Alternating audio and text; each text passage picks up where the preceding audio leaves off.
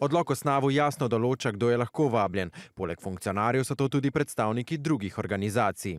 Ta pojem ni nikjer izrecno definiran, ampak ob neki široki razlagi bi med te predstavnike drugih organizacij verjetno lahko uvrstili tudi predstavnike političnih strank. Na seji bi zbranim bržkone lahko predstavili tudi tajne podatke, do katerih pa po zakonu lahko dostopajo funkcionarji, denimo predsednica republike, premier, poslanci, ministri in sodniki. Zvabila pa je predsednik resnice Zoran Stevanović edini, ki do zdaj še ni opravljal nobene od teh funkcij. Kaj to pomeni? On na tej točki tudi še vedno ni funkcionar, čeprav volitve kažejo, da je bil izvoljen, ampak v osnovi je lahko vabljen, ne?